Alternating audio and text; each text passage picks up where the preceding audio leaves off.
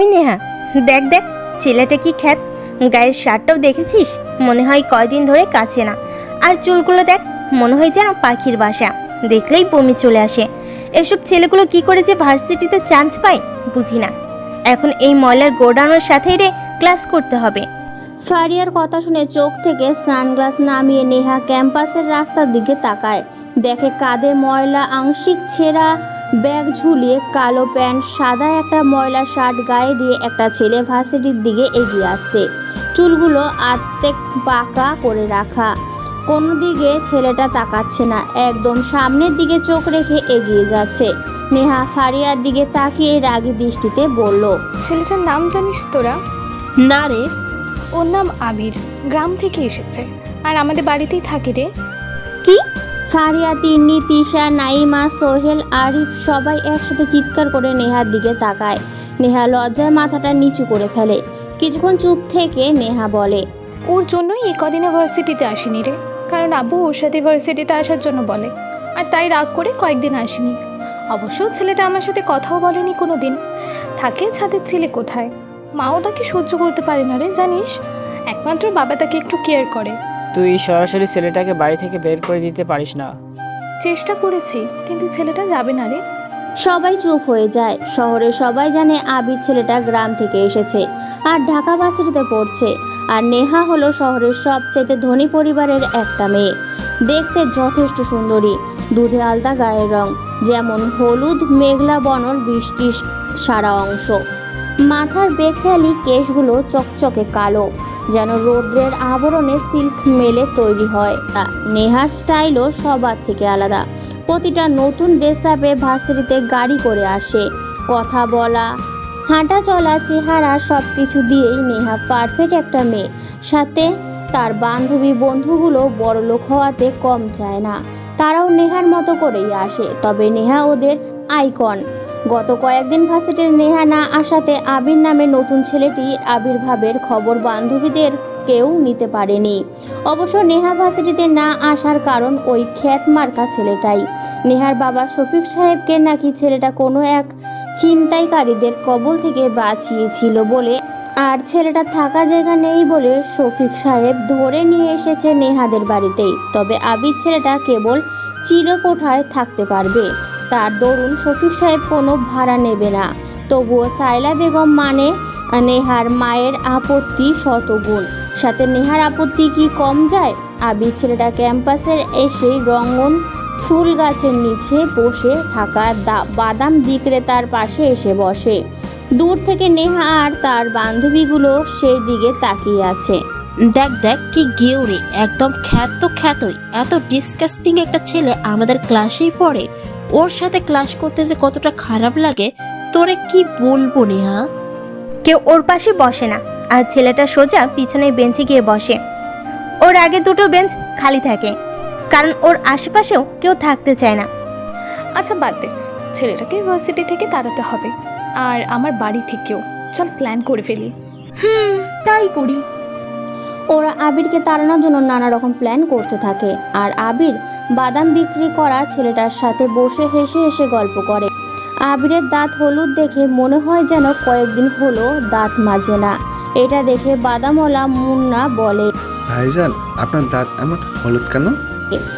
আবির আংশিক ছেঁড়া ব্যাগ থেকে ইংরেজি নোবেল গতি বই বের করে পড়ছিল। মুন্নার কথা শুনে খানিকটা ভ্রু কুঁচকে তাকিয়ে বইটা বন্ধ করে হেসে দেয়। ঠিক তখনই মুন্না বলে ওঠে, ভাইজান আপনার দাঁতগুলো হলুদ হইলেও আপনার মুচকি হাসিটা কিন্তু খুব ফাইন লাগে। আবির আবারও মুচকি হাসে। আবির কয়েক মিনিট শব্দ ছাড়াই হেসে নেয়, তারপর হাসি থামিয়ে বলে, আমার মাও বলতো আমি মুচকি হাসলে সুন্দর দেখায়, আর দাঁত হলুদ কারণ আমি দাঁত মাজি না। কেন ভাইজান দাঁত মাজেন না কেন? তুই দেখেছিস কুকুরগুলো কেমন হাড় খেতে পারে? শক্ত হাড় খায় কি করে চিবিয়ে দেখেছিস? ওরা কি দাঁত মাজে? না গো ভাইজান, ওরা কেমনে মাজবো বলো? তাহলে ওদের দাঁত শক্ত দেখেছিস? দাঁত মাজে না বলেই দাঁত শক্ত, আর তাই হাড়গুলো চিবিয়ে খেতে পারে। ঠিক বলছেন ভাইজান, আমিও তাহলে দাঁত মাজবো না। আবির গাছের সাথে হেলান দিয়ে একটু শব্দ করে হাসে মুন্নার কথা শুনে। মুন্নার বয়স কত আর হবে, এই 7-8 বছর। মা পঙ্গু, বাবা একজন মাতাল, একটা বড় বোন আছে। মুন্নার থেকে আবির শুনেছে তার বড় বোনের নাম রেনু। রোজ ভোর রাতে অনেক টাকা নিয়ে রেনু আপাতত বাড়িতে আসে। মুন্না সারা রাত জেগে থাকে তার আপার জন্য। সেদিন মুন্নার সাথে আবিরের অনেক কথা হয়। সেদিন মুন্না বলেছিল, জানেন ভাইজান, আমার আপা না রোজ মেলা টাকা নিয়ে আসে, আর প্রতিদিন আমি জেগে দেখি আবার মুখটা কেমন শুকনো থাকে, মাঝে মাঝে কান্না করে। আমার আপা আপারে জিগেলে কয়, তুই এইসব বুঝবি না। আচ্ছা ভাইজান, আবার মুখটা কেন শুকনো লাগে? কেন তাকে আমি হাসতে দেখতে পারি না ভাইজান? আপার সাথে আমার ঘুরতে ভালো লাগে, কিন্তু আপা দিনে ঘুমায়, সন্ধ্যায় আমি আসা আগে বাইরে চলে যায়, আবার ভোরে আসে। কেন হয় এরকম ভাইজান?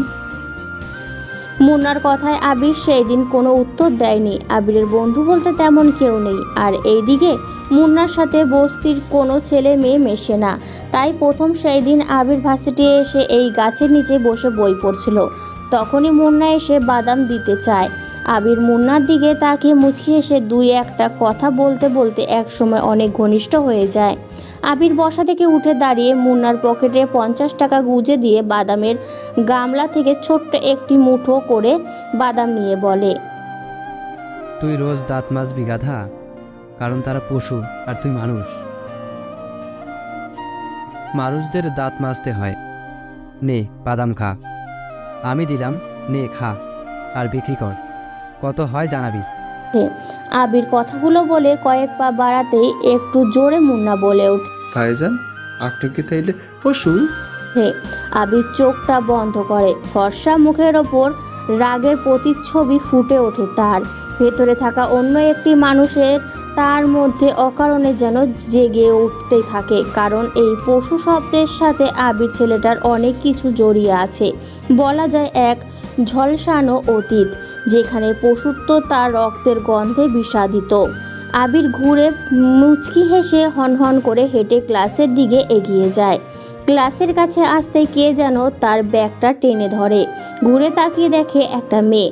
আবির চুপচাপ দাঁড়িয়ে পড়ে। আবিরকে দেখেই সবাই নাক মুখ ছিটকে মুখ ফিরিয়ে নেয়। আবির সবার দিকে তাকিয়ে মুচকি এক হাসি দেয়। আবিরকে দেখে সবাই ভাবছে কোন ষাঁড় গাধা থেকে উঠে এসেছে। কেমন যেন বকটা গন্ধ তার গা থেকে আসছে, তাই সবাই সেই গন্ধটা যেন না পায়, তাই নাক ঢেকে রেখেছে। আপনি ক্লাসে যাবেন না? আবির কথা বলেনি, কোনো রকমে তড়িঘড়ি করে ক্লাসের দিকে প্রবেশ করে। সবাই আবিরকে দেখে দূরে সরে যেতে থাকে। আবির কোনো কথা না বলে একদম শেষ বেঞ্চে গিয়ে বসে পড়ে। ক্লাসের সবাই ওর দিকে তাকাচ্ছে। সে স্মার্ট হয়ে এসেছে তার জন্য তাকায় না, সে যে এমন খ্যাত এটা দেখার জন্য সবাই তার ওই দিকে তাকায়। সে যে খ্যাত এটা দেখার জন্যই সবাই তার দিকে তাকায়। তবে আবিরের মেধা সবার থেকে অনেক গুণে বেশি, এই কারণে সে মাত্র 10 দিনে স্যারদের কাছে বেশি পরিচিত লাভ করেছে। আচ্ছা নেহা, আজ যদি ব্রেক টাইমে আমরা ওকে নিয়ে একটু মজা করি কেমন হবে? কেমন মজা? ওই ধর তিশা যে ওকে দাঁড় করিয়ে কথা বলবে, চুয়েল যে ওর বসার জায়গাটায় চুইংগাম লাগিয়ে দেবে। গ্রেট আইডিয়া, তাহলে চল এটা করা যাক। কয়েকটা ক্লাস শেষ করে ব্রেক টাইম আসে। আবির বসা থেকে উঠে চলে আসতে তখনই তিশা নামের মেয়েটা 3 হাত দূরে মুখে রুমাল বেঁধে বলে, এই ছেলে উঠে দাঁড়ান বলছি। আপনি বলেন আপনার জন্য কি সবার কাছ থেকে টাকা তুলবো? আবির তিশার ঝাড়ি শুনে উঠে দাঁড়ায়, আর ঠিক তখনই সোহেল পেছন থেকে এসে অনেকগুলো চুইংগাম লাগিয়ে পালিয়ে যায়। আবির দাঁড়িয়ে বলে, কেন? আপনার যে গায়ে দুর্গন্ধ আর শার্টে যে ময়লা, এতে করে তো ক্লাস করা যায় না। নতুন কাপড় কিনে দিব। নতুন কাপড় লাগবে না। আবির কথাটা বলে বেঞ্চে বসে পড়ে। সবাই হো হো করে হাসতে থাকে। আবির সবাইকে মনে মনে পাগল বলে বেঞ্চে মাথা লাগিয়ে শুয়ে পড়ে।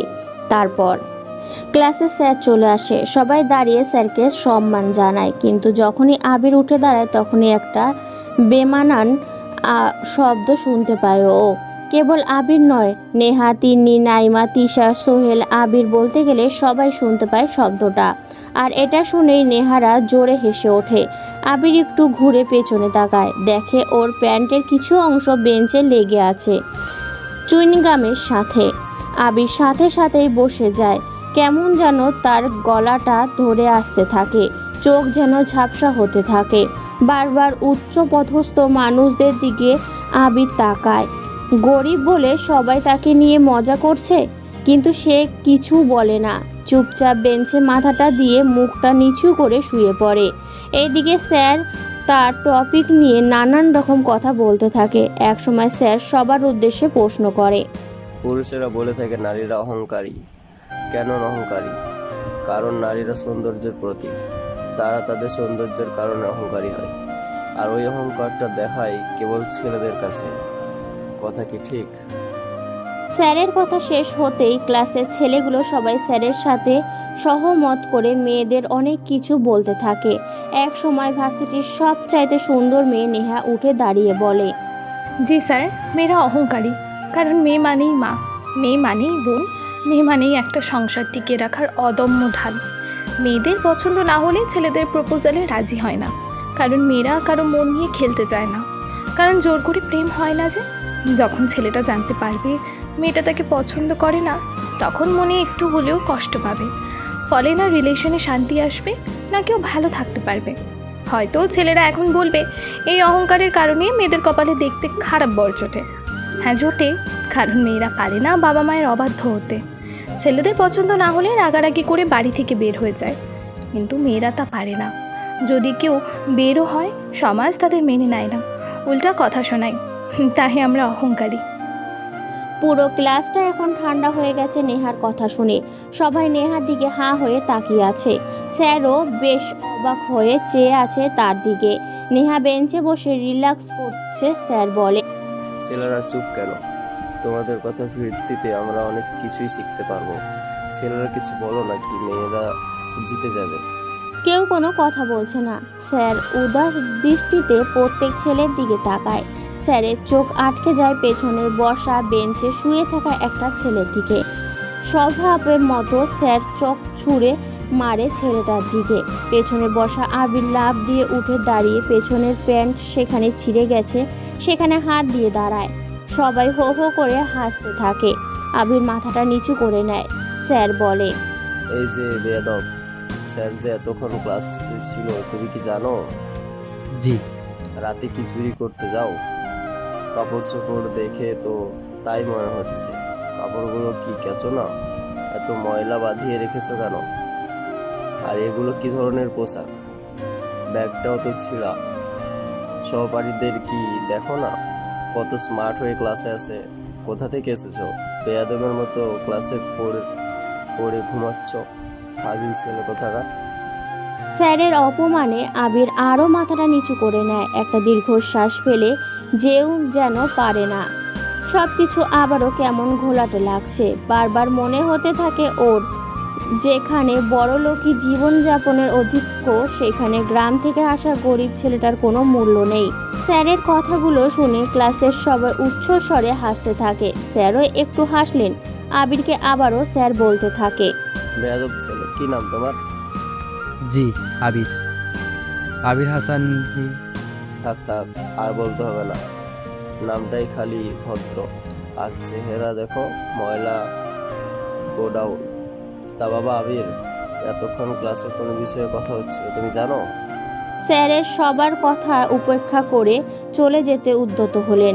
দরজার কাছে প্রায় যেতেই একটু জোরেই আবির বলে ওঠে, আপনি বোঝাচ্ছিলেন সমাজের নারীদের অহংকার করাটা আসলে দোষের কিছু না। এ ব্যাপারে আমাদের ক্লাসের সুন্দরী মেয়ে অনেক কিছুই বলেছে। হ্যাঁ, মেনে নেওয়া যায় তাদের অহংকার করাটা ঠিক, কিন্তু তারা কখনো জানে না একটা ছেলে পরিবারের জন্য কতটা গুরুত্বপূর্ণ। স্যার, একটা পরিবারে বাবা যদি পঙ্গু হয়, মা বাবাকে সেবা আর সংসারের অনেক রকম কাজ করে, আর তখন সেই পরিবারের ছেলে কি করবে? সংসারের হাল ধরবে। যেমন ক্যাম্পাসে বাদাম বিক্রি করা মিন্নুও পড়ে, আর আমরা নতুন সাজে প্রতিদিন এসে মিন্নুর থেকে বাদাম কিনে মজা করে খাই। স্যার, মেয়ে তো মেয়ে, বিয়ের আগে বাপের অধীনে থাকে, বিয়ের বয়স হলে সেই একটা ছেলেকেই তো বিয়ে করতে হবে তাকে। তারপর মেয়েটা স্বামীর আদলে চলে যায়, হোক সে মা, হোক সে তখন কারো ভাবি। কিন্তু যে ছেলেটা না খেয়ে মা বাবার জন্য আগেই সংসারের হাল ধরেছে, সেই ছেলেটাই তো আবার নারী মানে বউকে দেখাশোনা করবে। তাহলে অহংকারটা কার করা উচিত, ছেলের নাকি? ছেলেরা কিন্তু অহংকারী হয় না স্যার, তারা করে না। কারণ ছেলেরা মা বাবা বউ নিজের বাচ্চা দেখাশোনা করে নিজের ওই সুখটাকে ভোলে। ছেলেরা চাইলে রাগ করে বাড়ি থেকে চলে যায়, মেয়েরা তা কারণ মেয়েরা একজন বাবা। জি স্যার, বাবা মানে ছেলে, কিন্তু স্যার বাবার কাছে সম্পত্তি হলো মেয়ে, তারপর বিয়েও করে স্বামীকে, মানে একটা ছেলে। স্যার কোনো মেয়ে বেকার ছেলেকে বিয়ে করবে না। তাই ছেলে যখন আগেই মা বাবার দায়িত্ব নিয়ে সংসারের হাল ধরে, তখনই তাকে আরও একটা দায়িত্ব নিতে হয়, অর্থাৎ বউয়ের। তবে ছেলে মেয়ে একে অন্যের অর্ধাঙ্গিনী, একে অপরকে পরিপূরক। এদেরকে নিয়ে তর্ক নয়, ভালোবাসা বীজ বপন করা। সবাই হাঁ হয়ে যায়। আবির সবার দিকে তাকিয়ে ধপ করে বেঞ্চে বসে পড়ে। চুইনগাম তখনও বেঞ্চে লেগে আছে। অনেক দিন ব্যবহার্য প্যান্টে চুইনগাম লেগে কয়েকবার বসা ওঠা করতেই যে বেশ খানিকটা ছিঁড়ে গেছে। তাই আবির শটাং বসে আবারও বেঞ্চে মাথা লাগিয়ে শুয়ে থাকে। স্যার নিজের জায়গাতে এসে দাঁড়ায়। তখনও ক্লাসের সবাই চুপ হয়ে বসে আছে। এখন খ্যাত মার্কা ছেলে এত কিছু বলতে পারে তা কেউ জানতো না। স্যার ডাক দেয়, এই ছেলে এদিকে আসো। আবির মাথা তুলে স্যারের দিকে তাকায়, করুণ এক চাহনি।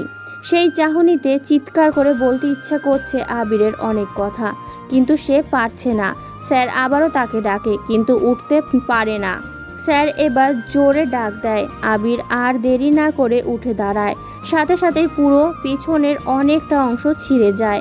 আবির বেঞ্চে থাকা ব্যাগটা পেছনে রেখে ক্লাস থেকে দৌড়ে বের হয়ে আসে। নেহা হেসে ওঠে। আবির সেই হাসির শব্দ থেকে পালাতে রঙন ফুল গাছটার নিচে এসে বসে। খানিক সময় পর মুন্নু এসে পাশে দাঁড়ায়। মিন্নুকে দেখে আবির মুচকি হেসে মিন্নু বলে, ভাইজান, আজকে মনে হয় মায়ের জন্য ওষুধ কিনতে পারবো না। উচিত কেন?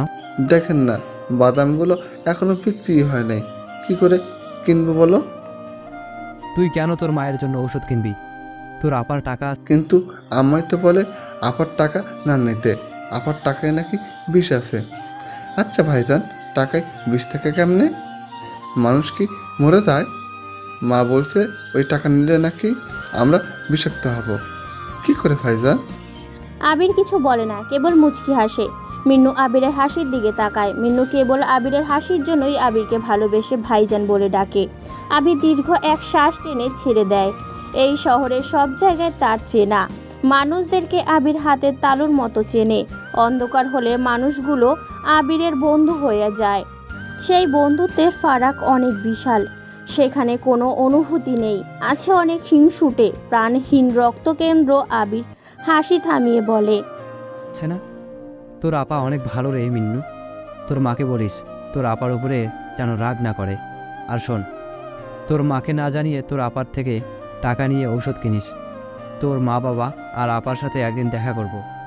আমাকে নিয়ে যাবি তোদের বাড়িতে?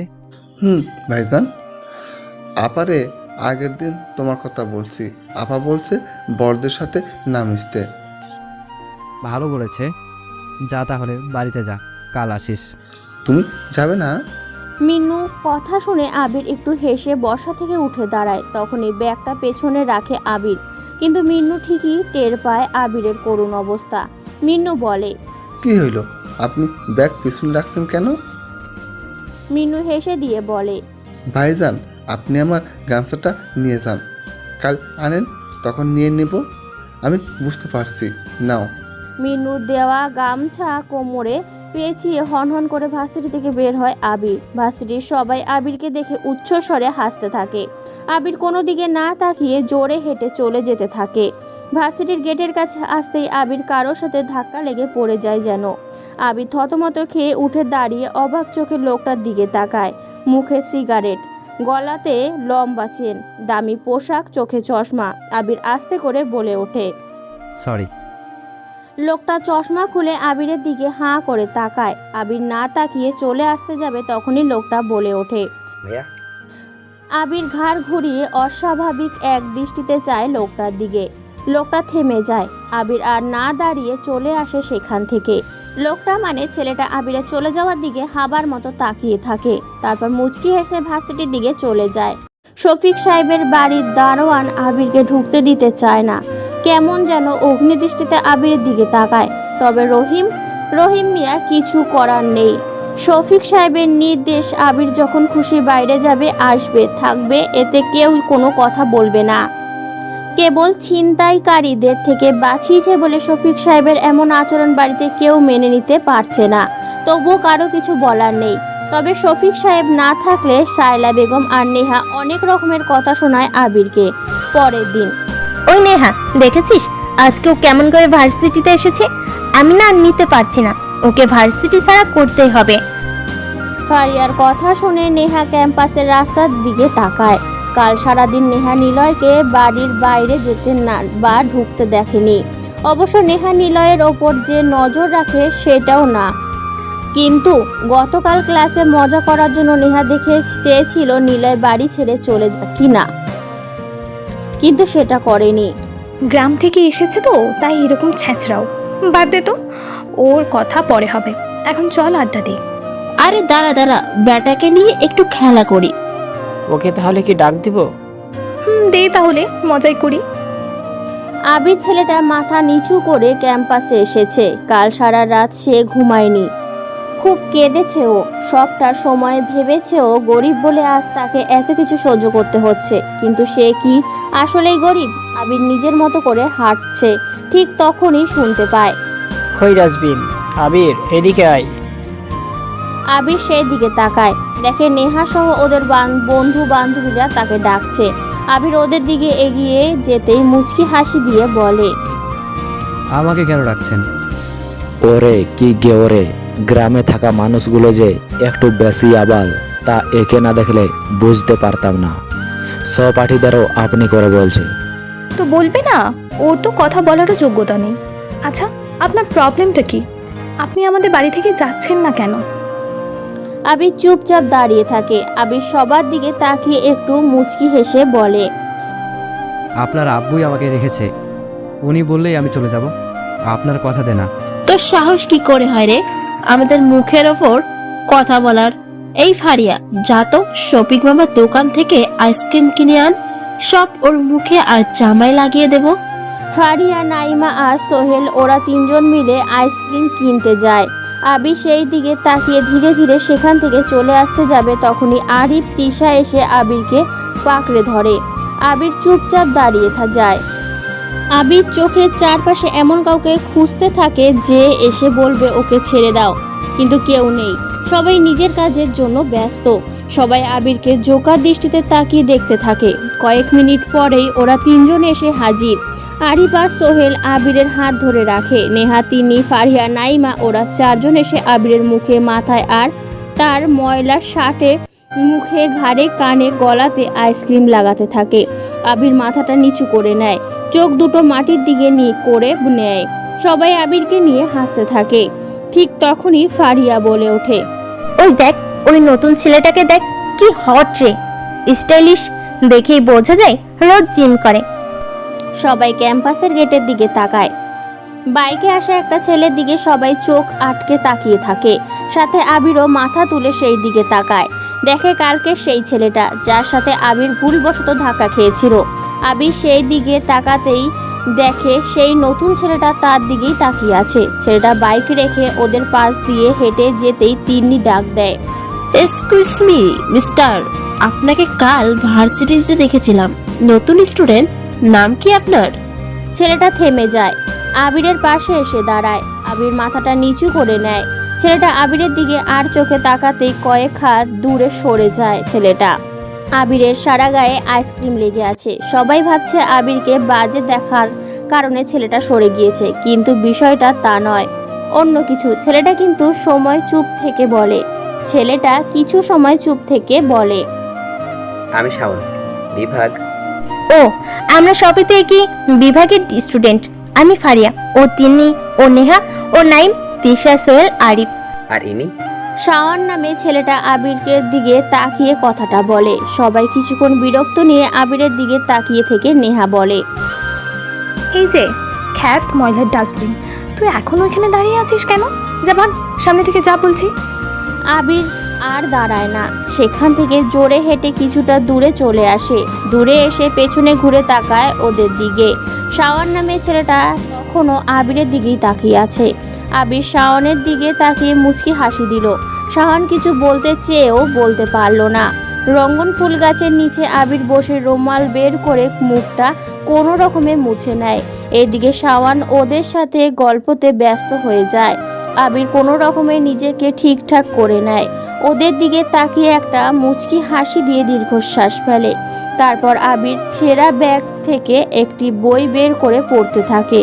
কিছু সময় যাওয়ার পর শুনতে পায়, ভাইজান কেমন আছেন? চোখ তুলে তাকিয়ে দেখে মিন্নু এসে পাশে বসেছে।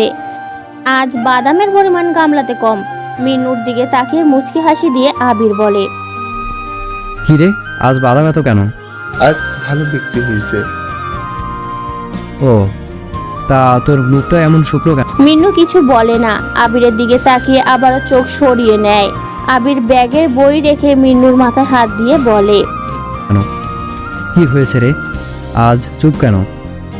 মায়ের ঔষধ কিনতে পারিসনি? আচ্ছা চিন্তা করিস না, আমি দেব। সেটা না ভাইজান, মার ওষুধ কিনেছিলাম। তাহলে আপা, কি হয়েছে তোরা? জানো ভাইজান, আপা আমাকে খুব ভালোবাসে। ছোট থেকেই আপার আদরে বড় হয়েছি। আপা আমার গায়ে কখনো হাত উঠায় নাই, কিন্তু আজকে সকালে আমার গালে আপা জোরে চড় মেরে বলছে একদিন সব ছেড়ে চলে যাইব। মিন্নু কান্না করতে থাকে। আবির মিন্নুর মাথায় হাত দিয়ে বলে, আপার কেন রে, কি হয়েছে? জানি না ভাইজান, আজ যখন ভোরে ঘুম থেকে উঠি দেখি আপা আসছে আর বাবা আপারে বকছে। তখন দেখি আপা বাবার সাথে ঝগড়া করছে। এক সময় আপা ঘর থেকে বের হয়ে উঠে নেয়, গিয়ে বসে। আমিও আপার সাথে যাই। আপার মুখে কেমন যেন দাগ দেখি আমি, যেন মনে হচ্ছিল আপারা কেউ সারা রাত ধরে মারছে। গলায়, কপালে, ঠোঁটে কেমন যেন কামড়ের দাগ দেখে ভয় পাইছিলাম। আপারে এসব জিজ্ঞাসা করতেই সে আমারে জড়িয়ে ধরে কান্না করতে করতে বলে, তুই এসব বুঝবি না রে, এগুলো পেটের ক্ষুধা আর জীবন চালানোর দাগ রে। আচ্ছা ভাইজান, আপনি তো পেটের ক্ষুধা মেটান, তাইলে আপনার কোনো দাগ নেই? আমার যখন খিদে লাগে আমি তো খাই, কই আমার তো কোনো দাগ নেই। নিলয় চুপ হয়ে যায়। কি বলবে ও ঠিক খুঁজে পাচ্ছে না। কেবল মিন্নুর দিকে তাকিয়ে জড়িয়ে ধরে বলে, বাদ দে সব, তুই বরং আমার সাথে অন্য কথা বল। তোর বাড়িতে আমাকে কিন্তু নিয়ে যাস না। হ্যাঁ, আপনারা নিয়ে যাব। আপা যেদিন বাড়িতে থাকবে সেদিন নিয়ে যাব। শুক্রবারে আপা বাড়িতে থাকে সব সময়, সেদিন নিয়ে যাব। আচ্ছা। আবির মিন্নুর থেকে চলে আসে। ক্লাসের সময় হয়ে গেছে। আবির সেখান থেকে উঠে ক্লাসের দিকে এগোতে থাকে। ওর আগে নেহারা ক্লাসে প্রবেশ করে। তারপর, আজকে খ্যাতটাকে নিয়ে চল না নতুন কিছু নিয়ে মজা করি। ফারিয়ার কথা শুনে সবাই একসাথে জড়ো হয়ে যায়। ওদের পাশের বেঞ্চে শাওন বসে আছে। ফারিয়ার কথা ঠিকই শুনে ফেলেছে ও। ফারিয়ার কথা শুনে শাওন পেছনের দিকে তাকায়। সবাই শেষে বসা চুপচাপ ময়লা শার্ট পরা আবির নামে ছেলেটার দিকে শাওন এক দৃষ্টিতে তাকিয়ে আছে। আবির শাওনের দিকে তাকায়। শাওন চোখ সরিয়ে নেহাদের দিকে তাকিয়ে থাকে। তা কি নিয়ে মজা করবে? আচ্ছা, আজকে ওর ব্যাগটা কেড়ে নেব। কিভাবে? 2 ক্লাস পরে তো অফ আছে, সেই সময় যখন ও বাইরে যাবে তখনই আমরা সরিয়ে ফেলবো। ঠিক বলেছিস। কিছু সময় পর স্যার ক্লাসে আসেন। এসে আবিরের দিকে তাকায়। আবির দাঁড়িয়ে মাথা নিচু করে আছে। স্যার সবাইকে বসার অনুমতি দিয়ে আবিরকে ডাক দেয়। এই ছেলে, তোমার নাম আবিরই তো? জি স্যার। যাক, নামটা তাহলে মনে আছে। তা তোমার এইরকম ড্রেস কেন? জানো তুমি এখন কোথায় পড়াশোনা করছো? স্যার, ঢাকা ভার্সিটিতে। এখানে সব ছেলেমেয়েরা কত স্মার্ট দেখেছো? জি স্যার। তুমি এমন স্মার্ট হতে পারো না? আবির চুপচাপ দাঁড়িয়ে থাকে। সবার দিকে একবার করে তাকায়। সবাই ঘুরে আবিরের দিকে তাচ্ছিলের হাসি দিয়ে চেয়ে আছে। আবির মাথাটা নিচু করে স্যার বলে, কি হলো বলো? তুমি একটু পোশাক আশাক স্মার্ট দেখাতে পারো না? জানো তো পোশাক আর হেয়ারস্টাইল বলে দেয় মানুষের আসল কেমন হতে পারে। আবির একটু মুচকি হাসলেন। স্যার ওকে হাসির জন্য ঝাড়ি দিতে যাবে, তখনই আবির বলে, কি হবে স্যার স্মার্ট দিয়ে? যেখানে মানুষের মধ্যে অন্য মানুষদের জন্য কোনো মূল্যবোধ থাকে না, সেখানে স্মার্টনেস দিয়ে কি হবে? স্মার্টনেস কেবল দামি পোশাকেই বহন করে, এটা ভাবা ভুল স্যার। একজন রিক্সা চালকও স্মার্ট স্যার, কারণ তার রিক্সা যত বেশি চলবে সে তার পরিবারের জন্য তত বেশি সুখ আহরণ করতে পারবে।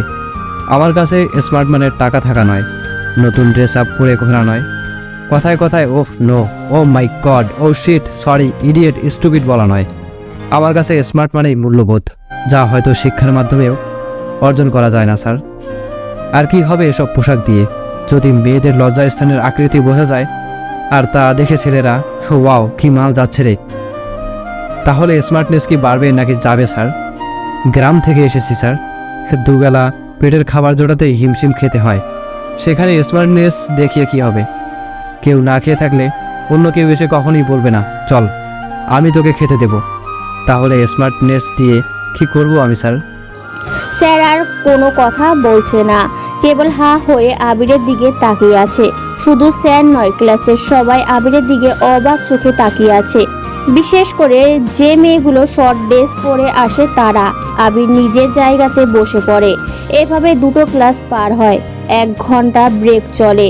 আবির ব্যাগ রেখে রঙ্গন ফুল গাছের নিচে এসে বসে। ঘামে ভেজা শার্টের হাতার দিকে ঘামটা মুছে নেয়। খানিকটা সময় পর মিন্নু আসে, চোখ মুখে তখনও মিন্নুর চিন্তার ছাপ। আবির বলে, কি হয়েছে, এখনো মন খারাপ? ভাইজান, দুপুরে গেছিলাম বাড়িতে ভাত খেতে। বাড়ির কাছে যেয়ে শুনি আপা পাশের বাড়ির এক ভাবির সাথে ঝগড়া করছে। ঝগড়ার সময় ভাবি বলছিল, আপারে তুই তো একটা খা, রোজ রাতে বেগিরি করে বাড়িতে আসিস, তোর লজ্জা করে না মুখ দেখাতে? ভাইজান, ভাবি যখন আপারে এইসব বলছিল, আপা কোনো উত্তর দেয়নি কেন? আপার চোখে পানি দেখে আজ নাকে চলে এসছি।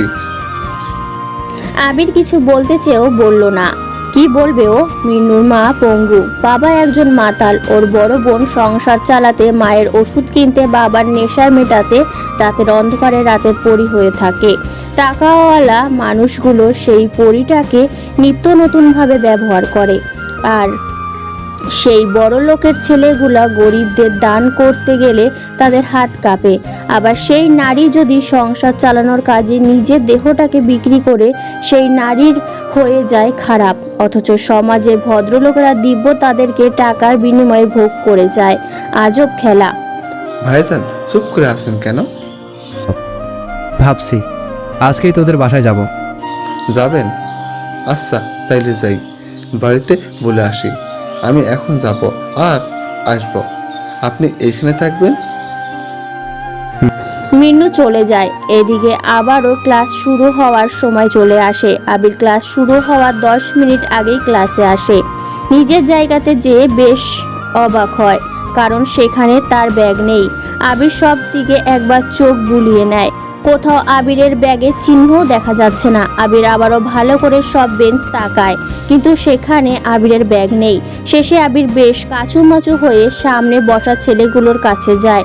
সোহেল, আরিফ, শাওয়ান আরও অনেকে বসে আছে সেখানে। আবির কাচুমাচু হয়ে সোহেলকে জিজ্ঞাসা করে, ভাই, আমার ব্যাগটা দেখেছেন? সবাই উচ্চস্বরে হেসে ওঠে। আবির যে 1 নম্বর খ্যাত তা আবিরের কথা শুনেই বুঝে গিয়েছে সবাই। ক্লাসমেটদেরও আপনি করে বলছে, তাও ভাই ডেকে। আরিফ আবিরের জামার কলার ধরে বলে, সালা, তোর ব্যাগ কোথায় আমরা কি জানি? তোর ব্যাগ কি আমরা দেখে বেড়াই? কোথায় ছেঁড়া ব্যাগ, কোথায় দামি ব্যাগ? যা ভাগ সামনে থেকে। ভাই, ব্যাগ দেখেছেন? ঢং দেখলে মনে হয় সালা তোকে ঘুষি মেরে দিই। যা সর সামনে থেকে, আবাল কোথাকার। কাকে কি বলছিস? ওর তো কানও কাটা, দেখছিস না চেঁচার মতো আমাদের বাড়িতে পড়ে আছে। এর থেকে আমাদের বাড়ির কাছের ছেলেটাও স্মার্ট, যে কোনো মেয়ে হুট করে কাছের ছেলেটাকে প্রপোজ করতেও পারে। সবাই বেশ জোরে হাসতে থাকে। এভাবেই সেম ইয়ারদের কাছে র্যাগিং হতে হবে, তা টিচ হবে আবির কল্পনাও করেনি। আবির আর দাঁড়ায় না, মন খারাপ করে ক্লাসের বাইরে চলে আসে। শাওন নামে ছেলেটা কিছু বলতে যেও চুপ থাকে। আবির বের হতেই সবাই জোরে জোরে হাসতে থাকে। আবির আর দাঁড়ায় না, সোজা ভার্সিটি থেকে চলে আসে। ক্লাস শেষ হওয়ার পর সবাই একসাথে বের হয়। তিন্নি, নাইমা, তিশা, শাওন আর বেশ খাতির জমিয়েছে।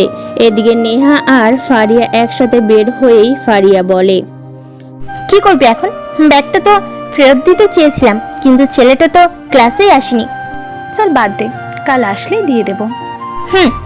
সবাই যে যার মতো করে বাড়িতে চলে যায়। পরের দিন ঠিক সময় সবাই ভার্সিটিতে চলে আসে, কিন্তু আবিরকে কোথাও পাওয়া যায় না। আবির ভার্সিটিতে আসেনি। ওই ফারি, ছেলেটা তো আসলো না, কি করে ব্যাগ নিয়ে? আরে রেখে দে, আজ আসেনি কাল আসবে।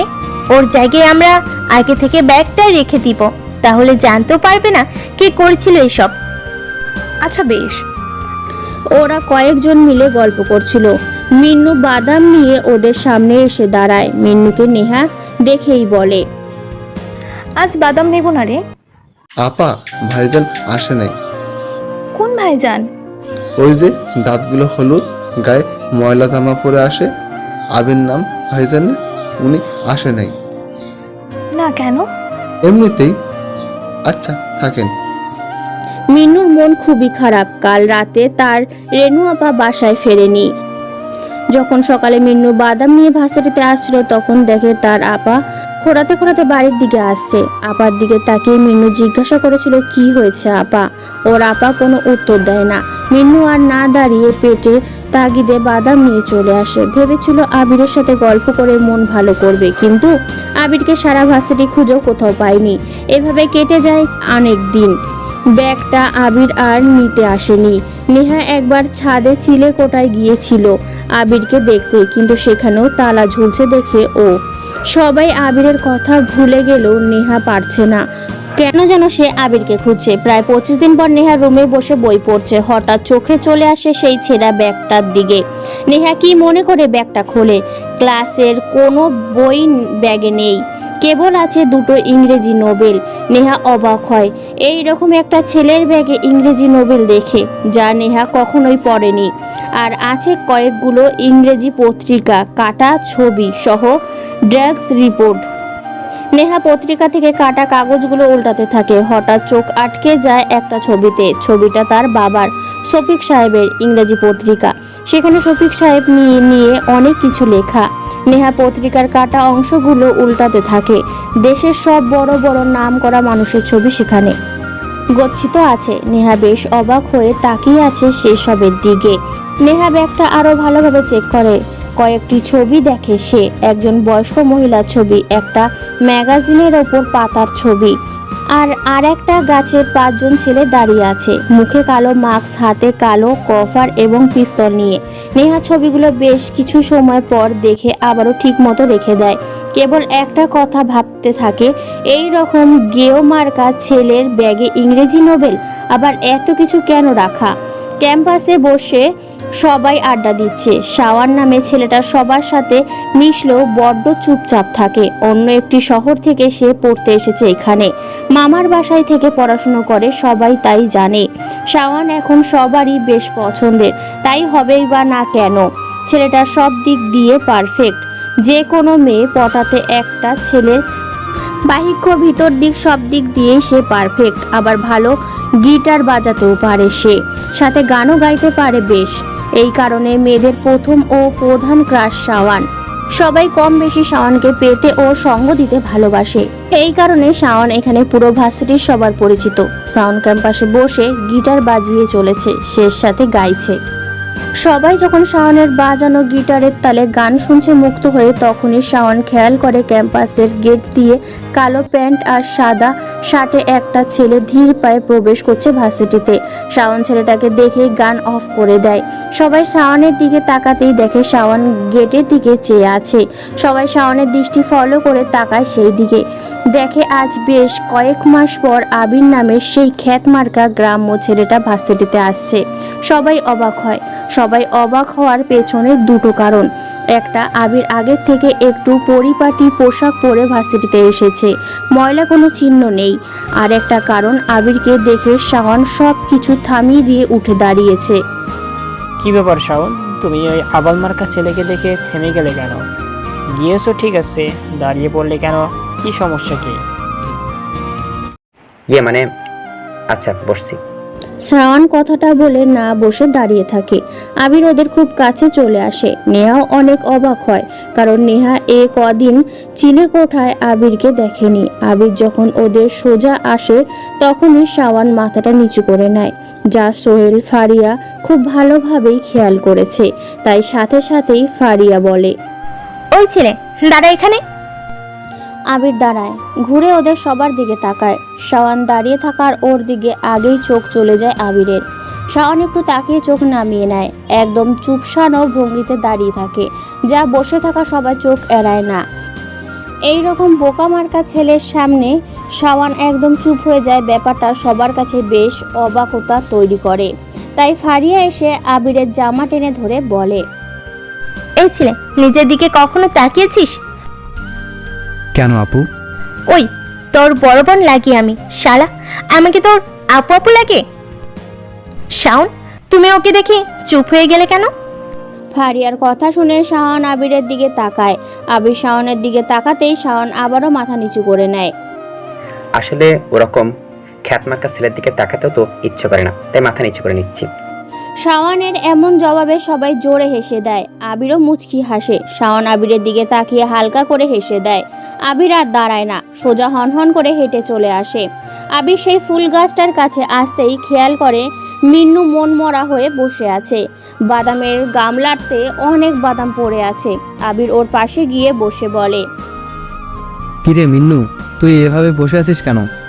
আবিরকে হুট করে এমনভাবে দেখবে মুন্না ভাবেনি। আবির প্রায় 1.5 মাস পরে ভার্সিটিতে এসেছে। মিন্নু প্রায় ধরেই নিয়েছিল আবির আর কোনোদিনও ভার্সিটিতে আসবে না। আবিরকে দেখা মাত্রই মিন্নু হুড়মুড় করে কেঁদে ওঠে। আবির কিছুটা ভ্যাবাচ্যাকা হয়ে তাকিয়ে আছে। কি হলো, তুই কাঁদছিস কেন? ভাইজান, আমার আপারে না পুলিশ কাকুরা ধরে নিয়ে গেছে। আবির কপাল কুঁচকে মিন্নুর দিকে তাকায়। মিন্নু আপার কথা শুনতেই বুকটা ছ্যাদ করে ওঠে। মিন্নু খুব করে কাঁদতে থাকে। আবির ওর মাথায় হাত দিয়ে বলে, কি হয়েছে? জানি না ভাইজান, আপার সাথে একবার দেখা হয়েছিল, আমায় কিছু বলে নাই। তাই পুলিশের কাছে আপা কাঁদতে কাঁদতে বলছিল, কি করেছি আমি? রাতে তো বাড়িতে ফিরছিলাম, আমাকে কেন ধরে নিয়েছেন? পুলিশরা আপারে খুব গালি দিচ্ছিল, দেখে আমি চলে আসি। আজ 4 দিন হলো আপার সাথে দেখা নাই। 4 দিন হলো আপারে ধরে নিয়ে গেছে। আচ্ছা ঠিক আছে। জানো ভাইজান, আমি পুলিশদের পা জোরে ধরেছিলাম, কান্না করে দিয়েছিলাম, বলছিলাম আমার আপারে ছেড়ে দিতে, আমাকে ধরে রেখে দিন, ও কিছু করতে পারে না। আমার আপা অনেক ভালো একজন, ওকে ছেড়ে দেন। পুলিশটা আমায় জোরে লাথি মেরে বলছিল, তোর আপা তো একটা বে, রাত হলে বেগিরি করে বেড়ায়। শালা মা যা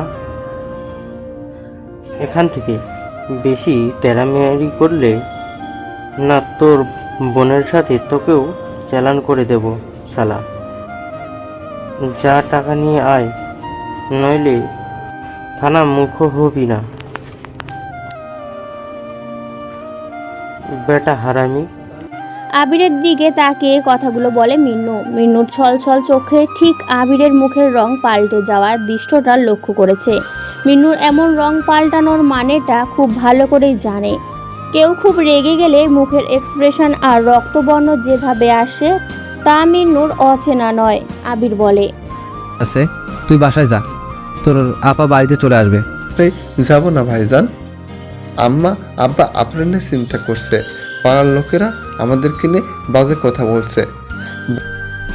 কি বলেছে? বলছে রেনি তো ভালো মেয়ে না, ও রাতের বেলা আকাম করে আসে, এখন পুলিশ ধরছে, কেউ ছাড়াবে না, বহুত টাকার ব্যাপার। জানো ভাইজান, আপারে না পুলিশগুলো খুব মারছে। আপার জামাটা ছেঁড়া দেখছি, মারের ছুটে সব কিছু যেন কেমন হয়ে গেছে। আপা কোনো কথা বলে না, খালি কান্না করে। আমরা গরিব বলে দেখতেও যেতে পারি না। কেন? জেলের মধ্যে নাকি ডক্টরে টাকা দেওয়া লাগবে। গেটের লোক আমাদেরকে অনেকবার বলছে, আমিও টাকা দিয়ে দিচ্ছি, কিন্তু আমার তাও ঢুকতে দেয় না। আবিরের মুখের রং আরও পাল্টে যায়, জোরে একটা নিঃশ্বাস ছাড়ে, হাতটা মুঠ করে কয়েকবার নিজের পায়ে ঘুষি মারতে থাকে। কেমন একটা অস্থিরতা কাজ করছে ওর মাঝে। মিনু ঠিক খেয়াল করেছে। আবির বলে, কত টাকা লাগবে বলেছে পুলিশ? বলছে 1 লাখ টাকা লাগবে। আপারে আর দেখতে পাবো না ভাইজান। ধুর, বললাম তো আজকেই তোর আপা বাড়িতে ফিরবে। তবে দেখিয়ে দিবি আমাকে তোকে কোন পুলিশ লাথি মেরেছিল, আর কারাগারে কাউকে দেখতে পেলে টাকা দিতে হয় কে বলেছিল তাকেও দেখিয়ে দিবি। আর যে তোর আপাকে গালি দিয়েছিল তাকে দেখাতে পারবি তো? পারবো, খুব পারবো। মন চাইছিল হারামিগুলোকে ঘুষি মেরে আপারে ওখান থেকে ছাড়িয়ে নিয়ে আসি। ঘুষি মারলে কি কেউ বড় রকমের আহত হয়? জানি না, তবে কে ছাড়াবে আমার আপারে? মিন্নু, কেন আমি? আপনি টাকা কই পাইবেন? আপনি নিজে তো জামা কিনতে পারেন না, ময়লা জামা পরে আসেন। আপনার থেকে আমার জামাগুলো পরিষ্কার লাগে। রোজ আপা আমার জামা কেটে দেয়।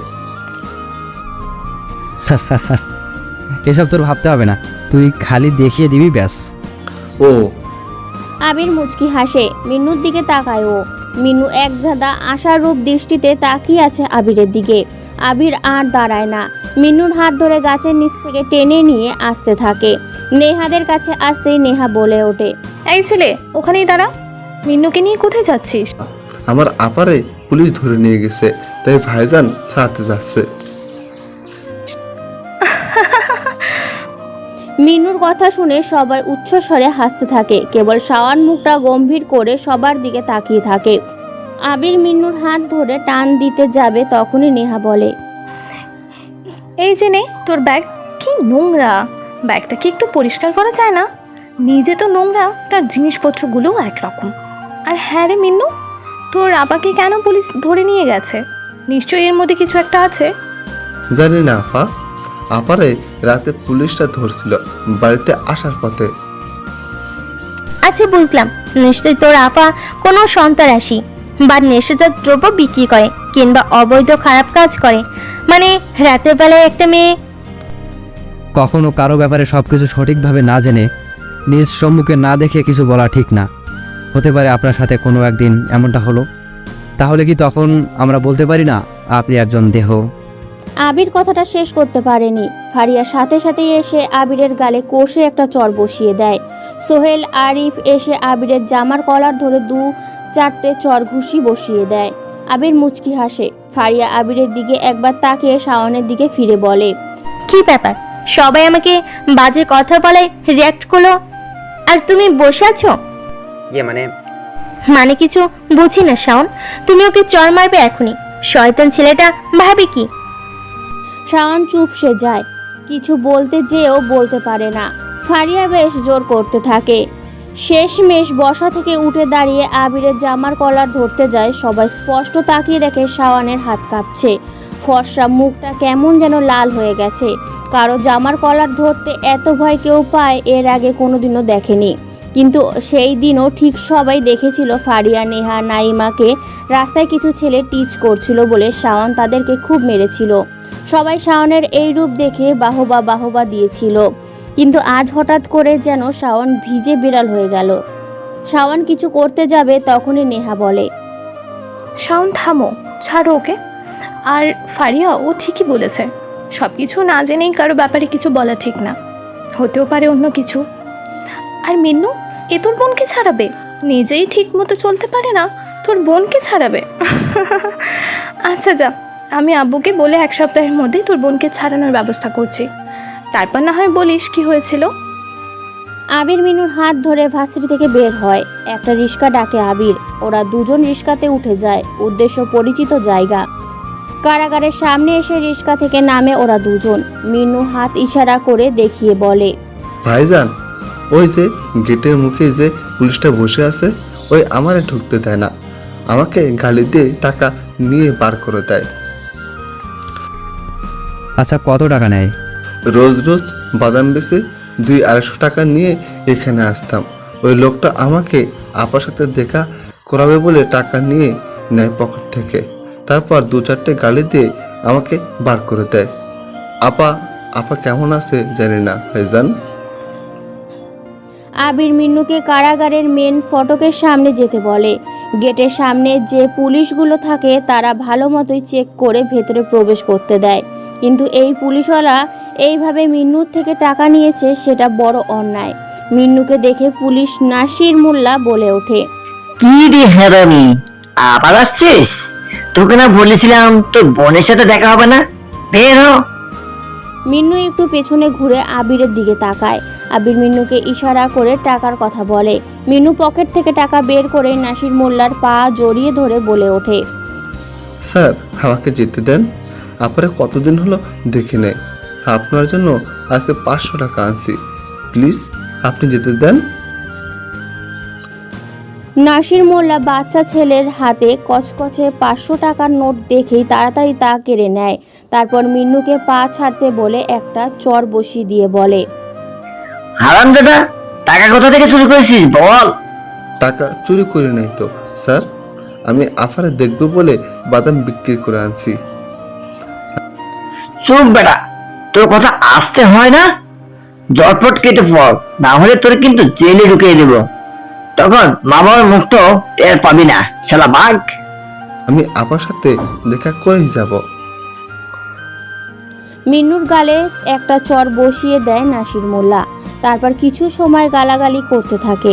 আবির কিছুটা দূরে দাঁড়িয়ে সব কিছু দেখতে থাকে। আবির ধীর পায়ে ওদের দিকে এগিয়ে আসে। আবিরের পেছনে গিয়ে মিন্নু দাঁড়ায়। কি রে, তুই ওর পেছনে দাঁড়িয়েছিস কেন? স্যার, বাচ্চা একটা ছেলে, দূর থেকে দেখলাম আপনি ওর থেকে টাকা। ওই থাম থাম, টাকা মানে কি? সব কিছু স্যার প্রমাণ আছে, এখন যদি ভিতরে প্রবেশ করতে না দেন তাহলে। আচ্ছা আচ্ছা ঠিক আছে। আবির সহ মিন্নু ভেতরে প্রবেশ করে। 4-5 দিন হলো রানু আপাকে পুলিশ ধরে এনেছে, তাই তাকে কেন্দ্রিক কারাগারে আটকে রাখা হয়েছে। আবির মিন্নুর হাত ধরে হাঁটছে। হুট করে মিন্নু বলে ওঠে, ভাইজান ওই যে ওই পুলিশটা আমারে আর আপারে গালি দিয়েছিল, আমাকে লাথি মেরেছিল, ওই যে গাড়িতে উঠছে, মনে হয় আসামি আনছে এইখানে। আবির সেই দিকে তাকায়। ইয়াং একজন পুলিশ অফিসার পুলিশের জিপে উঠে চলে যাচ্ছে। আবির মিন্নুর দিকে তাকিয়ে মুচকি হাসি দিয়ে বলে, আচ্ছা ঠিক আছে, তুই দাঁড়া, আমি তোর আপার সাথে দেখা করানোর ব্যবস্থা করছি। না ভাইজান, আমি আপারে দেখবো না। কেন রে? আমি আপারে এইখানে দেখতে পারবো না, আপারে বাড়িতে দেখবো। আমি আপারে বাড়িতে দেখতে চাই। ধুর পাগল, এখন দেখা করে আয়, দেখবি তোর বাড়িতে যাওয়ার আগেই তোর আপা চলে যাবে বাড়িতে। আপনি আমার খালি মিথ্যা কথা বলেন। আপা কি করে যাইব? টাকা লাগবে তো ছাড়াতে, আর আপনি কি করে ছাড়াবেন? আপনি নিজেই তো ঠিক মতো চলতে পারেন না। আমি দেখা করব না, চলো। বেশি কথা বলিস কেন? দাঁড়া, আমি সব তোর দেখার ব্যবস্থা করে আসি। আবির কারাগারের ভেতরে গাছের নিচে গিয়ে বসে। মিন্নু বোকার মতো কেবল আবিরের দিকে তাকিয়ে আছে। আবির ব্যবস্থা করার কথা বলে এখানে এসে বসে আছে দেখেই মিন্নু চুপ হয়ে গেছে। আবির পকেট থেকে ফোন বের করে কাকে যেন ফোন করে। ইংলিশে কার সাথে যেন কি কথা বলে। মিন্নু হাঁ হয়ে তাকিয়ে থাকে। কথা বলা শেষ হলে আবির বলে, এখানে বসে থাক, পুলিশেরাই তোকে তোর আপার সাথে দেখা করাবে। আচ্ছা। ঠিক তাই হলো। কয়েক মিনিট পর দুজন পুলিশ ওদের দুজনের সামনে এসে দাঁড়ায়। মিন্নুকে? এই যে স্যার, আমি। তুমি মিন্নু? তোমাকে দেখে তো মিন্নু মনে হচ্ছে না। কেন স্যার? তোমার মতো সাধারণ একটা ছেলের জন্য ওপর থেকে ফোন আসাটা অস্বাভাবিক লাগছে। তোমার জন্য সরাসরি মেয়রের থেকে ফোন আসবে, ব্যাপারটা বুঝতে ভাবলাম তুমি হয়তো বিশাল কেউ, কিন্তু গায়ের পোশাক আমাদের ভাবনাটা পাল্টে দিয়েছে। যাই হোক, চলো, তোমার পরিচিত কে আছে তার নাম ঠিকানা কি হয় সব বলে দেখা করে এসো। মিনু খুশিতে পুলিশদের সাথে যেতে থাকে। আবির বসে বসে মুচকি হাসতে থাকে। কয়েক সেকেন্ড পর বসা থেকে উঠে দাঁড়ায়। কেন্দ্রিক কারাগারের মধ্যে জায়গাটা বিশাল, বাইরে থেকে যতটা আকর্ষণীয় লাগে ততটা কঠিন জেলের ভেতরটা। আবির পকেটে হাত গুজে কারাগার থেকে বের হয়। কাঁধে সেই ছেঁড়া ব্যাগ, ব্যাগে যা যা ছিল তা ঠিক মতো আছে কিনা আবির জানে না। চিলে কোঠায় ফিরে সে আগে ব্যাগটা চেক করবে, তারপর। বাবা, তুমি কি ছেলেটাকে বাসা থেকে তাড়াবে? শফিক সাহেব টিভি থেকে চোখ সরিয়ে নেহার দিকে তাকায়। নেহা বিরক্ত দৃষ্টিতে তাকিয়ে আছে শফিক সাহেবের দিকে। নেহা সোফাতে বসতে শফিক সাহেব বলে, কেন, ও তোর আবার কি করলো? অনেক বেশি জ্ঞান দেয়। আর তাছাড়া ও যে আমাদের বাসায় আছে সেটা নিয়ে আমার বান্ধবীরা হাসাহাসি করে। তো কেন? কেন আবার? দেখো না কেমন বাজে মার্কা ছেলে, পোশাকগুলোও কেমন, দেখলেই বমি বমি পায়। পোশাকে কি আসে যায়? আর ছেলেটা তো নিজে থেকে কখনো কারোর সাথে আগ বাড়িয়ে কিছু বলে না, চুপচাপই তো থাকে। তুমি কি করে জানো ওর ব্যাপারে এত কিছু? শফিক সাহেব এবার ভ্রু কুঁচকে তার মেয়ের দিকে তাকায়, তারপর আবারও মুচকি হেসে বলে, বাহরে, আমাদের বাসায় থাকে, তার ব্যাপারে খোঁজ না রাখলে হয়? চান্দুটাকে কোথা থেকে পেয়েছো? বিরক্তিকর একটা ছেলে। ওরকম ছেলে তো আমার পছন্দ। হ্যাঁ, পছন্দ তো থাকো, ওকে নিয়ে একেবারেই রেখে দিও, যত সব ফালতু একটা ছেলে। শফিক সাহেব হাসতে থাকে। মেয়ের এমন রাগি রাগি মুখটা শফিক সাহেবকে যেন আরো হ্যাপি করে দেয়। কিন্তু শফিক সাহেবের এমন হাসির কারণ নেহা ঠিকই বুঝতে পারছে না। আবির ছাদে দাঁড়িয়ে আছে। আজকের আকাশটা কেমন বেমানান লাগছে। আজ আসুক মুক্ত নীল আকাশ তোমার কাছে, আজ গায়ে লাগুক না হয় চাঁদের ওই চোষণা, উঠুক আজ ঝিকিমিকি চাঁদের সঙ্গী অগণিত তারা, বয়ে যাক না আজ রাতের বসন্তের হাওয়া।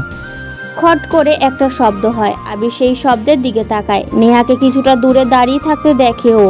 আবির নেহাকে দেখে চিলে কোঠার ঘরে চলে যেতে প্রস্তুত হয়। তখনই নেহা বলে, এই ছেলে শুনুন, হুম, আপনার সমস্যা কি? দেখুন, ভার্সিটিতে অনেকেই থাকে, তাই আপনার সাথে কথা বলতে পারি না। আপনাকে যেটা সব সময় বলতে চাই, আপনি যাচ্ছেন না কেন আমাদের বাড়ি ছেড়ে? আবির কিছু বলে না, চোখটা একটু বুঝে নিয়ে দীর্ঘ একটা নিঃশ্বাস ছাড়ে। তারপর মুখে এক মুচকি হাসি নিয়ে বলে, তুই একটা ছাগল, বুঝছিস? দাঁড়া, কাল ভার্সিটিতে যেয়ে তোকে এত পরিমাণে রাগ করব, তখনই বুঝবি মজা কাকে বলে। নেহার কথাগুলো বলেই হনহন করে চলে গেল। আবির রাতের আকাশের দিকে তাকায়। কেমন যেন মোহনীয় লাগছে আকাশটাকে আজ। ফিরফিরে বাতাস বইছে, মনের মাঝে স্মৃতির ঢেউগুলো তীরে আছড়ে পড়ছে। আবির কিছু দূষিত স্মৃতিগুলো মনে করে হেসে ওঠে। আবির পকেটে হাত গুজে ভার্সিটিতে প্রবেশ করে। গেট থেকে কয়েক পা এগোতেই কোথা থেকে পরপর কয়েকটি ডিম এসে তার সারা গায়ে পড়তে থাকে। আবির বোকার মতো দাঁড়িয়ে আশেপাশে দেখতে থাকে।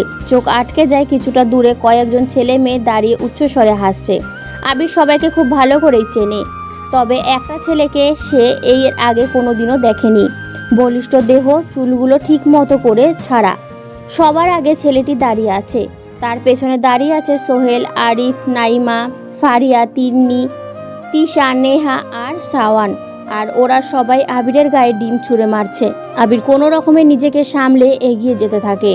ওদের কাছে আসতেই নেহার ডাক দেয়, ওই চান্দু, এদিকে আয়। আবির সেই দিকে একবার তাকিয়ে সোজা চলে যেতে থাকে। আবিরের এমন আচরণে সবাই অবাক হয়, যার ফলে দৌড়ে সবাই আবিরের সামনে গিয়ে দাঁড়ায়। নতুন ছেলেটা আবিরের কলার চেপে ধরে বলে, তোকে না দেখেছি আমরা, চলে যাচ্ছিস কেন? আরে শিহাব, বুঝিস না ছেলের ভাব হয়েছে। তাই নাকি? তাহলে চল ভাবতে একটু কমিয়ে দেই। কি করবি? কি করা যায়? চল বেটাকে ক্যান্টিনে পিছনে নিয়ে গিয়ে জামা কাপড় খুলে মেয়েদের ইয়েগুলো পরিয়ে দেই। ওই কি রে হারামি, মারছিনস? আরে বুঝিস না, মেয়েরা ছোট ছোট ভিতরে যা যা পড়ে সেই সব। শয়তান তোর মার হবে, এসব তুই জানিস কি করে? শালা তোকেও এটার সাথে ওগুলো পরিয়ে দেবো। সবাই হাসতে থাকে। নেহা আর শাওয়ান দুজনে দাঁড়িয়ে আছে। নেহার মুখে হাসি, তবে শাওয়ান গম্ভীর দৃষ্টিতে তাকিয়ে আছে। আবির একবার নেহার দিকে তাকায়, নেহা আবিরের দিকে বিরক্ত দৃষ্টিতে তাকিয়ে আছে। আবির বুঝে যায় সবকিছু নেহার প্ল্যান। আবির মুচকি হাসে। সিয়াব, মেয়েদের কাপড়গুলো কই পাবো এখন? হ্যাঁ তাই তো, তাহলে চল বেটাকে দিয়ে আজ অন্যরকম র্যাক করা। কিরকম? ওই যে একটা মেয়ে আসছে, দেখেছিস? শিহাবের কথা শুনে সবাই মেন গেটের দিকে তাকায়। মাথায় স্কার্ফ গোল করে বাঁধা বোরখা পরা একটি মেয়েকে আসতে দেখে। কিরে, ওই বোরখা পরা মালটা নাকি? নতুন মনে হচ্ছে। আর নতুন আমার এক দুঃসম্পর্কের কাজই নয়। আম্মু তাকে ধরে এনে আমাদের বাড়িতে রেখে দিয়েছে। বাসিরিতে চান্স পেয়েছে বলে থাকার জায়গা নেই, তাই আমাদের বাড়িতে উঠেছে। কারোর সাথে কথা বলে না। মেয়েটা দেখতে মোটামুটি লেভেলের সুন্দরী, কিন্তু পুরোই একটা ক্ষেতের গুডাউন। ওর জন্যই এই কয়েকদিন বাসিরিতে আসতে পারিনি। সারাক্ষণ বই নিয়ে পড়ে থাকে। জামা কাপড়গুলো গ্রাম্য টাইপ, কথাবার্তা, ড্রেস আপ সব কিছু দিয়ে একদম নিখুঁত গ্রাম থেকে উঠে এসেছে। তা বেশ বোঝা যায়। অসহ্য একটা মেয়ে। কি বলিস? আমাদের আবির সাহেবও তো গ্রাম থেকে উঠে এসেছে রে। এই কারণেই তো প্ল্যান করেছি। তোরা মানে মেয়েরা, ওই মেয়েটা দূর, ওর নাম বলতেই তো ভুলে গিয়েছি। নিশি নাম ওর। তো মেয়েরা নিশিকে র্যাক করে আবিরের কাছে পাঠাবি, আর আমরা ছেলেরা ওই বলদটাকে র্যাক দিয়ে নিশির কাছে পাঠাবো। বাকিটা পরে দেখা যাবে। সবার মুখে হাস্যোজ্জ্বল প্রতিচ্ছবি ফুটে উঠেছে। আবির একবার বোরখা পরা মেয়েটার দিকে তাকায়, আর একবার সবার দিকে তাকায়। কি করবে ঠিক বুঝে উঠতে পারছে না। মেয়েগুলো দৌড়ে নিশিকে থামায়। এইদিকে শিহাব আবিরকে মেয়েটার কাছে যেতে বলে, কিন্তু আবির তা করে না। শিহাব আবিরের গালে একটা কোষের চর বসিয়ে দিতেই শাওয়ান এসে বলে। শাওয়ানের কথা শুনে সবাই একটু অবাক হয়, তবে এই অবাকের মূল কারণ কেউ বুঝতে পারে না। শিহাব আবিরকে জোরে ধাক্কা দেয়, ঠায় দাঁড়িয়ে থাকে সেখানে। এইদিকে নিশির সামনে ফারিয়া, তিশা, নাইমা দাঁড়িয়ে আছে। ওদেরকে দেখে নিশি পাশ কাটিয়ে চলে আসতে যাবে, তখনই ফারিয়া বলে, ওই সেমির দাঁড়া। জি আপু। ভার্সিটিতে বোরখা পরে আসিস কেন? এটা কি তুই হাই স্কুল পাইছিস? কেন, বোরখা পরা যাবে না? না, যাবে না।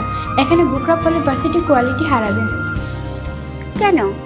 কোয়ালিটি তো পড়াশোনার মধ্যেই থাকে। তুই এত কথা বলিস কেন? মেরে না তোর?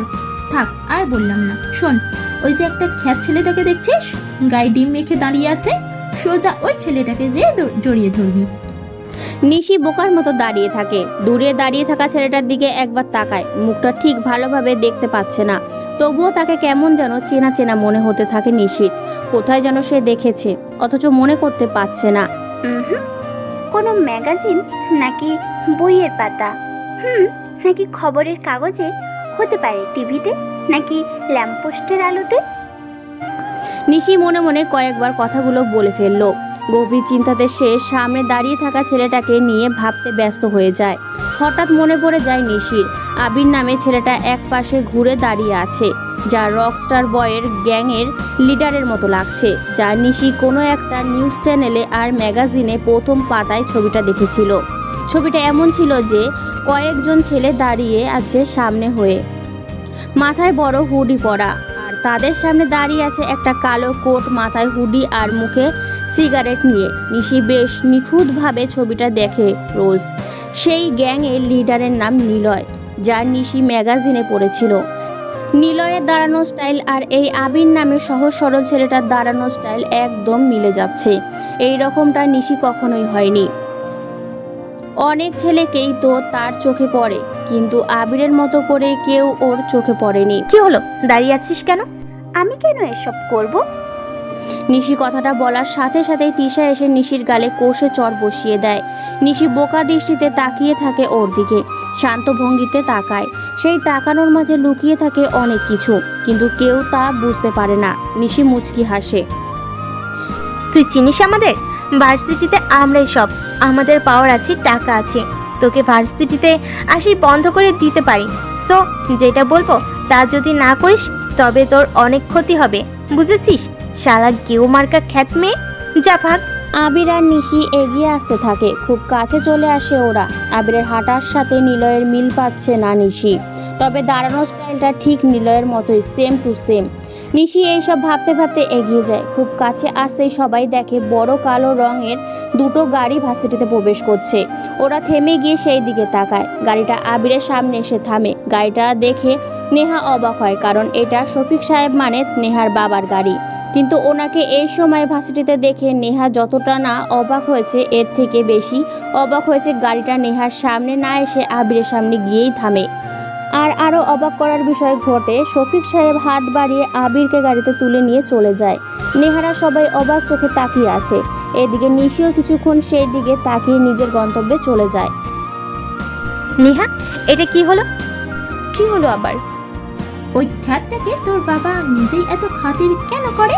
তোর বাবা তোর সাথে দেখা না করেই আবিরকে নিয়ে চলে গেল। ব্যাপারটা কিন্তু জটিল নেহা। সবাই বেশ কিছু সময় ধরে আবির আর শফিক সাহেবের সম্পর্ক নিয়ে গবেষণা চালায়, কিন্তু সঠিক তথ্য কেউ পায় না। তাই সবাই নিজের ক্লাসের দিকে চলে যায়। আপনাকে মানা করেছিলাম আমার ভার্সিটি বা পাবলিক প্লেসে আমার সাথে কোনো প্রকার কথা না বলতে। আবিরের কথা শুনে শফিক সাহেব চুপ হয়ে যায়, কিন্তু দাড়ি ছাড়া পরিষ্কার মুখে এই চিলটে হাসি লেগেই আছে শফিক সাহেবের। শফিক সাহেব বলে, মোহন শেখ, জামিল হায়দার আর নাসির মোল্লা, এরা তিনজন মিন্নু আর তার আপাকে গালি দেয় এবং মেরেছিল। আর তোমার শার্টে এইসব কি? ওয়াক! আবির গম্ভীর হয়ে যায়। শফিক সাহেবের সাথে আবির কথা বলতে বেশ ভালো লাগে। আবির কোনো প্রশ্ন করলে তা যদি গ্রহণযোগ্য হয় তবেই তিনি তার উত্তর দেন, আর যদি দিতে ইচ্ছা না করে সরাসরি কথা ঘুরিয়ে কাজের কথা বলেন তিনি।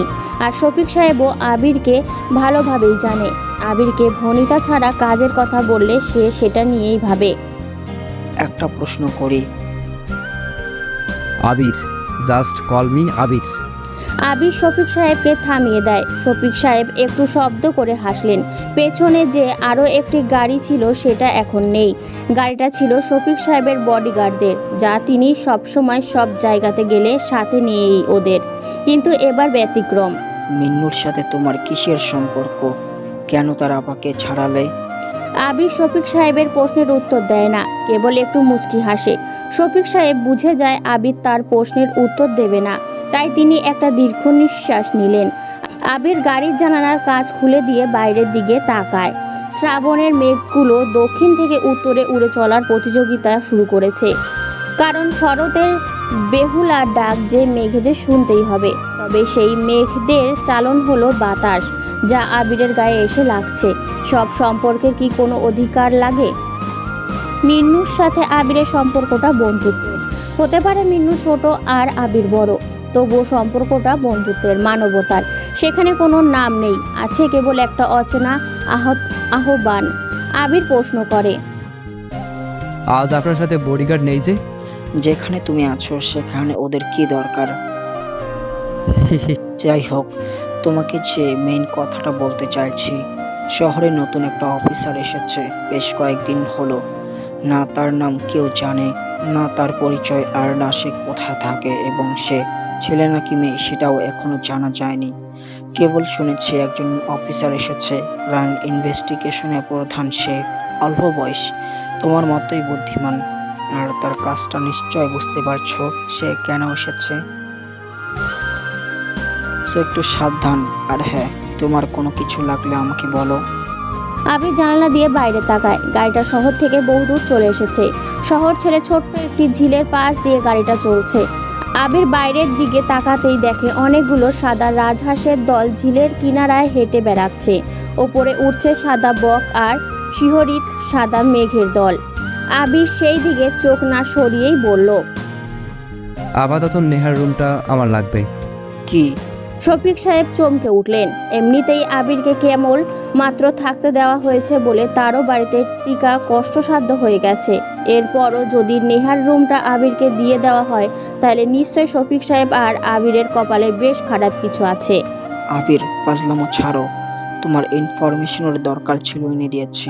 অবশ্য তুমি আমার হেল্প না নিয়েও করতে পারতে, তবুও করেছো আমাকে দিয়ে। এখন ওই তিনজন পুলিশদের কি করবে না করবে তোমার ব্যাপারে। হ্যাঁ, আরও একটা ইনফরমেশন চেয়েছিলাম। কি? মিন্নুর আপার ব্যাপার। ওই বাড়ি ভার্সিটির প্রায় কাছেই যে বস্তিটা আছে ওখানে ওরা 4 জন থাকে। রেনু বড় মা। জানি। আচ্ছা ঠিক আছে, আমি এখানে নামবো, আপনি চলে যান। কিন্তু প্লিজ। শফিক সাহেবের গাড়িটা থেমে যায়। আবির সাথে সাথেই নেমে যায় সেখানে। শফিক সাহেব আর কোনো কথা না বলে গাড়ি চালিয়ে শহরের দিকে এগিয়ে আসে। এদিকে নিশি এক কাঁধে ব্যাগ ঝুলিয়ে আবির শান্ত ভঙ্গিতে ভার্সিটিতে প্রবেশ করে। কিছুটা পথ আসার পর মিন্নু এসে জড়িয়ে ধরে আবিরকে। ভাইজান, আপনাকে আমার আপা যেতে বলছে। মিন্নুর হাত ধরে আবির মুচকি হাসি দিয়ে তাকায় ওর দিকে। ওর মুখে আজ এক চিলটে সুখের হাসি, আর সেই হাসিটা ওর আপাকে ঘিরেই। মানুষ যেমনই হোক না কেন, যত খারাপই হোক না কেন, যদি সেই খারাপ মানুষটা কারো প্রিয় হয় তবে তাকে ঘিরেই সব হাসি খুশি জড়িয়ে থাকে। মিন্নুর মাঝেও ওর আপার গুরুত্ব আসলেই বিশাল।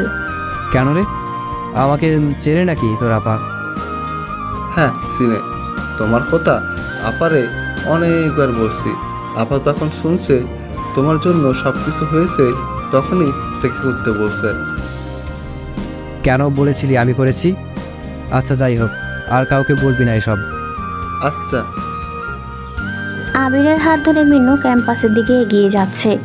কিছু দূর যাওয়ার পর শাওন, শিহাব, সোহেল, আরিফ, নেহা, তিন্নি, নাইমা, তিশা আর ফারিয়া। সিয়াব হলো ওদের পুরনো বন্ধু। অনেকদিন ধরেই ভার্সিটিতে আসেনি বলে আবির তাকে খুব একটা ভালো মতো চেনে না। মিন্নুর হাত ধরে আবির ওদের সামনে দিয়ে এগিয়ে যায়। তখনই নেহা ডাক দেয়, মিন্নু। মিন্নু দাঁড়িয়ে যায়। আবিরের থেকে হাত ছাড়িয়ে নেহার কাছে গিয়ে দাঁড়ায়।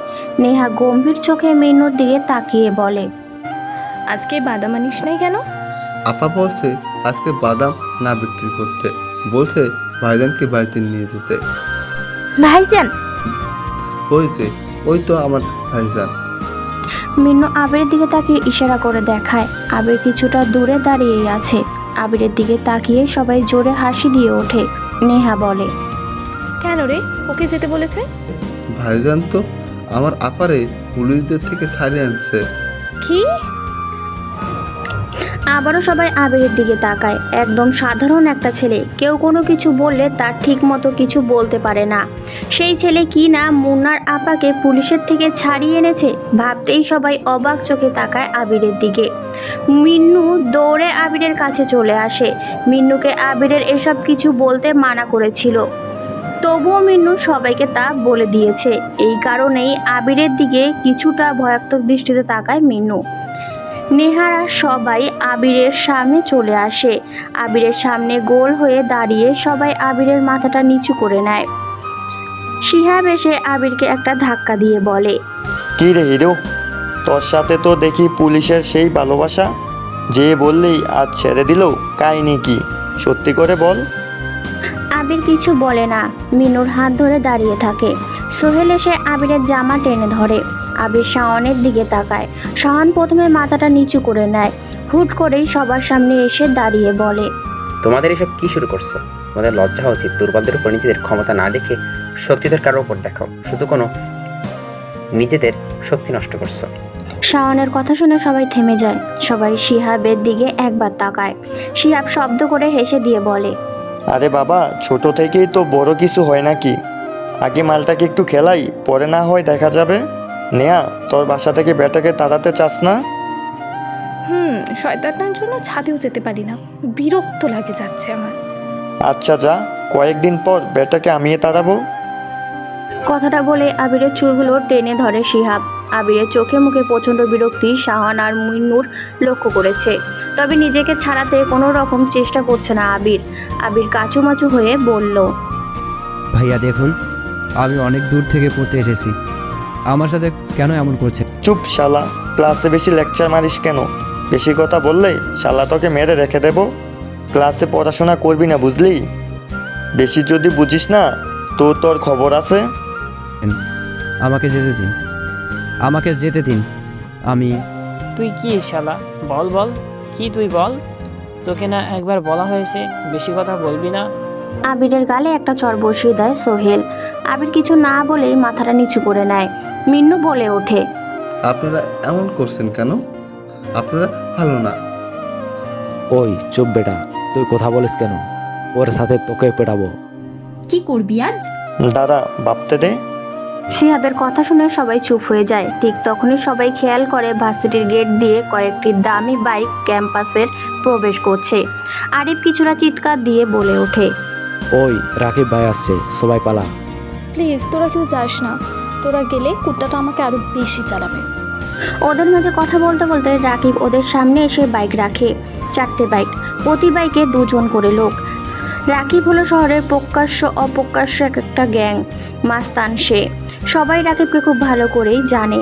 রাকিব শহরের টপ মাস্তান, বলা যায় ঢাকা শহরটা রাকিবের এক প্রকার হাতের মুঠোর মতোই। রাকিব মাস্তানির পাশাপাশি ছাত্র নেতাও। পুরো শহরে ছাত্রলীগ রাকিবের কথার মতো চলে। নিজের ক্ষমতা বলে সব কিছু সে নিজের মতো করে নিয়েছে। পুরো ক্যাম্পাস তার সব দখলে।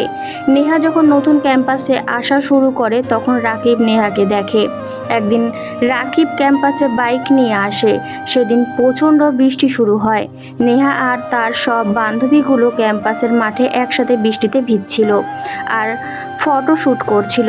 রাকিব ক্যাম্পাসে আসে হাঁ হয়ে নেহাদের বৃষ্টিতে ভেজা দেখছিল। অবশ্য রাকিবদেরও বা দোষ কোথায়? ঝুম বৃষ্টি, ভার্সিটিতে ক্লাস নেই, কয়েকজন টপ সুন্দরী মেয়েরা সেই বৃষ্টির পানিতে ভিজবে আর তা কেউ দেখবে না, সেটা কখনোই হয় না।